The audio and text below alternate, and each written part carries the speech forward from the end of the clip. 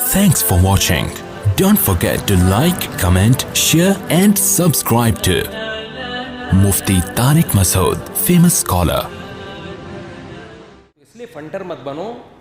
इस्लाम ने जो दायरा खींचा है ना, देखो दो इंतहाएं हैं. एक इंतहा रहबानियत की तरफ लेके जाती है आपको, और एक इंतहा इबाहत पसंदी की तरफ, लिबरलिज्म की तरफ लेके जाती है. लिबरल लोगों के यहाँ इतनी आसानियाँ हैं कि निकाह के तकल्लुफ़ की भी ज़रूरत नहीं है. वैसे वो तकरीरें करते हैं कि ये मौलाना लोग कम उम्र लड़कियों, इस बाज़ उलमा ने की है ना, तो शादियाँ करते हैं और यूँ करते हैं. खुद क्या कुछ करते हैं रात की तन्हाइयों में, कितनी कितनी लड़कियों से दोस्तियाँ लगाते हैं. इस पर इनको कोई एतराज़ नहीं होता. एक तरफ ये लिबरलिज्म है जिनकी ख्वाहिशात के दरवाजे चौपट खोल दिए, हलाल और हराम का फ़र्क मिटा दिया. दूसरी तरफ वो मजहबी जुनूनी तबका है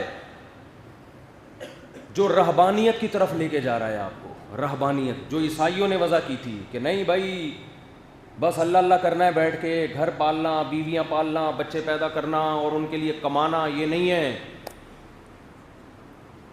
मुल्क को एटमी पावर बनाना, बस अल्लाह पे तवक्कुल करो. मुल्क को एटम बम बनाने देने की ज़रूरत बोलो नहीं. नमाज से सारे काम हो जाएंगे. अगर नमाज से आपकी सारी हिफाजतें होती तो कुरान सहाबा को ये हुक्म देता सूरह निसा में कि नमाज में भी असलहा ना उतारो, असलहा पहन के नमाज पढ़ो. वद्दल्लज़ीना कफ़रू लौ तग़फ़ुलूना अन अस्लिहतिकुम व अम्तियातिकुम, क्योंकि काफिर ये चाहता है कि तुम असलहे से और जंगी सामान से गाफिल हो जाओ और तुम्हें नमाज की हालत में देखकर अचानक हमला कर दे तुम पे. है भाई, बोलते क्यों नहीं? कुरान तो कह रहे हैं नमाज भी ऐसे गाफिल होके नहीं पढ़ो कि बम फटे और सारे लेटे हुए हैं. हिफाजत का नमाज के दौरान इंतज़ाम होना चाहिए. लोगों को गार्ड पे इतराज़ होता है. हमारे हज़रत मुफ्ती रशीद अहमद साहब के गार्ड था, नमाज में मिंबर पे आके खड़ा हो जाता था वो, ऐसे रिपीटर लेके ना, यूं यूं दे. लोगों ने कहा ये कौन सी मस्जिद है, पता नहीं, इनको अल्लाह पे एतमाद और तवक्कुल नहीं. नमाज में तो हम अल्लाह की तरफ मशगूल होते हैं, तो क्या अल्लाह हमें भूल जाएगा? अल्लाह रिपीटर से हमें बचाएगा? क्या मस्जिदों में नमाज के दौरान बम नहीं फटे? और क्या सिर्फ बम ही फटता है, लोग जुड़े हुए रहते हैं बम फटने के बाद? भाई नमाज के दौरान अल्लाह ने करे बम फटा तो चूंकि नमाज में थे इसलिए सिर्फ बम फटेगा, नमाजी नहीं फटेंगे. कभी ऐसा हुआ कि चूंकि ये नमाज पढ़ रहे हैं अल्लाह इनको फटने से बचा लेगा? अबे क्या हो गया, क्यों समझ में नहीं आ रही बात? अबे तबे पे आ जाता हूँ मैं बाज़. तो इलॉजिकल बातें दीनदारों की एक अलामत बन चुकी है. एक दीनदार हैं, वो बड़े नेक आदमी हैं. अब तो मुझे नेक लग के लग जाता है ये उल्टी बात करेगा आगे से. पता चल रहा है नेक है, इसका मतलब अभी ये फेंकू है. मुझे तो वैक्सीन पे हर वक्त ना मलामतें पड़ती रहती हैं, जैसे पता नहीं मैं कोई अल्लाह ना करे यहूदियों का एजेंट हूँ जो आपको वैक्सीन लगाने का मैंने डॉक्टरों के कहने पे मशवरा दे दिया. तो वो कहने लगी क्या वैक्सीन मुफ्ती साहब लगा के रखी हुई है, और क्या लोगों को बताओ ये यहूदियों की कितनी बड़ी साजिश है. एक साहब बैठे हुए थे, वो दूसरे मुल्क से आए थे. उन्होंने कहा यहूदी सबसे ज़्यादा खुद इससे परेशान है वैक्सीन से, जिसकी साजिश है ना. इलॉजिकल बातें, ना कोई रिपोर्ट है ना कोई खबर है. ठीक है आप ना मानो ना लगवाओ, लेकिन चुप करके बैठे रहो, ये अच्छा नहीं है. जब आपका पूरी तहकीक नहीं है, दज्जाल का वैक्सीन से अल्लाह की कसम कोई ताल्लुक नहीं है.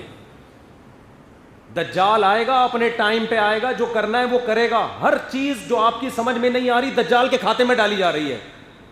कह रहे ये जो पाउडर के दूध है ना ये दज्जाली साजिश है. मैंने कहा यार मैं भी डब्बे और पाउडर के दूध का बिल्कुल कायल नहीं हूँ, भैंसों के दूध का कायल हूँ. जो निकलता है वो मेंढक भी उसमें जाते हैं. आपको शुक्र करो ये छान के देते हैं. हकीकत बता, गवाले जब दूध देते हैं ना तो भैंस इतना नहीं देती जितना गवाला दे रहा होता है. ये अल्लाह का शुक्र अदा करो कि ये छान लेते हैं उसको. अगर ये बगैर छाने दें आप ये दूध पीना छोड़ दो. मक्खी मच्छर तो बहुत हल्की चीज़ है, मेंढक निकलते हैं इसमें से, बहुत हल्की चीज़ है मक्खी मच्छर. मेंढक ज़्यादा हो गई लेकिन देख लेना. तो हम भी डब्बे के दूध के कायल नहीं हैं, लेकिन दज्जाली साजिश, दज्जाल का नीडों से कोई ताल्लुक नहीं है. دجال کو دجال رہنے دو. ہر نبی نے یہ حقیقت, لوگ کہتے ہیں دیکھو ہر نبی نے اپنے دجال سے ڈرایا نا اپنی قوم کو. میں نے کہا بالکل ٹھیک ہے.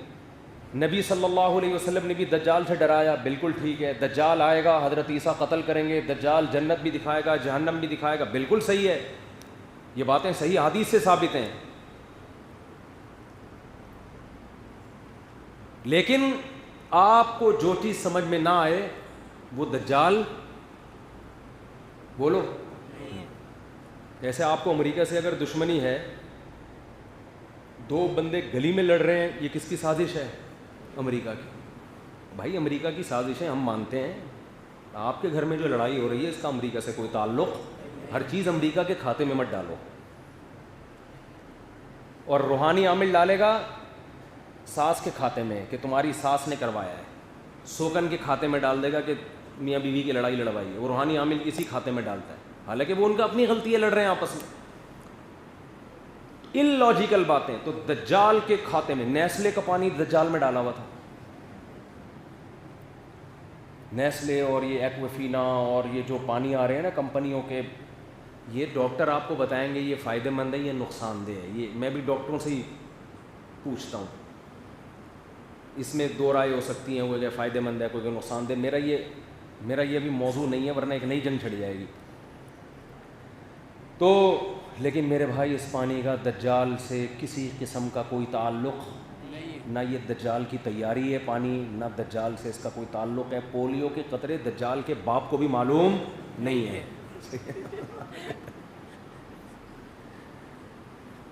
دجال آئے گا نا, آپ بولو گے پولیو, کہے گا یار یہ تو مجھے پتہ ہی نہیں.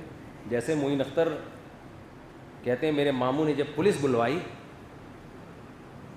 مالک مکان نے جب پولیس بلوائی نا, ماموں کرایہ نہیں دے رہے تھے. وہ کہہ رہے تھے کم بخت پانی کیسا آ رہا ہے تو ایک لوٹا بھر کے دکھا دے نلکے سے. تو جب کرایہ نہیں دے رہے تھے تو مالک مکان نے جب پولیس بلوائی تو میرے ماموں نے پولیس کے ایسے ایسے پارٹس کو گالیاں دی ہیں کہ پولیس والوں کو بھی ان پارٹس کا علم نہیں تھا. وہ مجھ سے پوچھ رہے تھے بھائی یہ والے کون سے اعضاء ہیں جسم کے جن کو یہ گالیاں دے رہے ہیں. کہہ رہے ہیں پتہ نہیں, میں نے خود پہلی دفعہ سنے.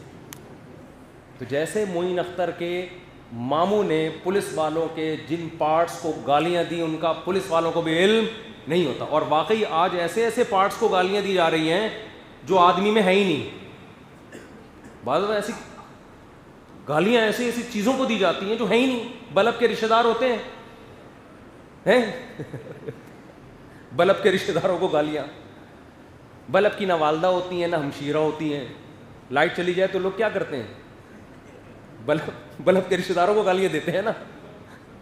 کیا خیال ہے بھائی؟ تو بلب کے تو کوئی رشتہ دار نہیں ہوتا, لیکن بلب کے رشتہ داروں کو گالیاں.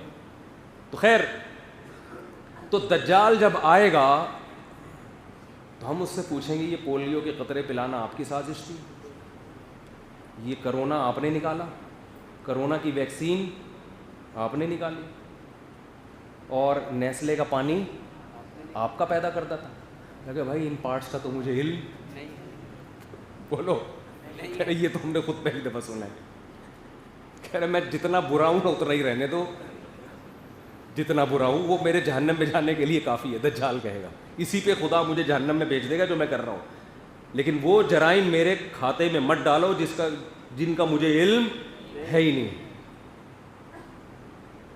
تبھی وہ پولیس والے کہنے لگے ہوں گے نا کہ بھائی ایسے پارٹس کو گالیاں دو جو ہمیں معلوم تو ہے تاکہ ہم ان پارٹس کا دفاع کر سکیں. ایسے پارٹس کو گالیاں دے رہو جو ہے ہی نہیں تو ہم دفاع کیسے کریں اس کا. ان لاجیکل باتیں, ان لاجیکل کام. نماز اللہ اور بندے کے تعلق کا ایک ذریعہ ہے. نماز برائیوں سے بچاتی ہے, نماز مصیبتوں سے بچاتی ہے, لیکن مصیبت سے بچنے کے اسباب پہلے اختیار کرنے پڑیں گے, پھر نماز کے ذریعے اللہ سے تعلق قائم کرنا پڑے گا. نبی صلی اللہ علیہ وسلم نے فرمایا نماز کی حالت میں سانپ نظر آئے سانپ کو مارو. سانپ کو مارنے کے لیے نماز توڑنی پڑے گی نا, چلنا پڑے گا. آپ نے تو یہ نہیں فرمایا چونکہ نماز میں مشغول ہو, سانپ کیا اژدہا بھی نظر آ جائے, اللہ پہ ایمان مضبوط رکھو, تم اس وقت اللہ سے رابطے میں ہو, تمہارا سانپ کچھ بھی نہیں بگاڑ سکتا. کیا ہو گیا بھائی؟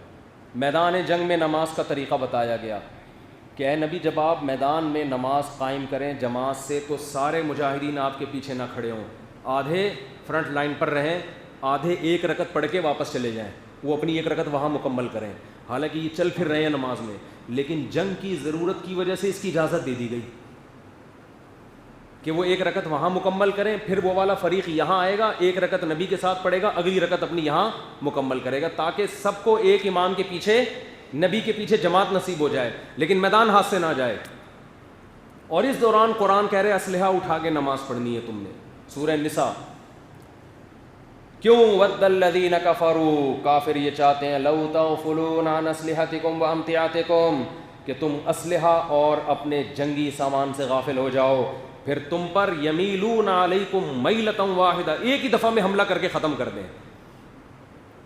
تو اسلام نماز کے ساتھ اسباب کا بھی حکم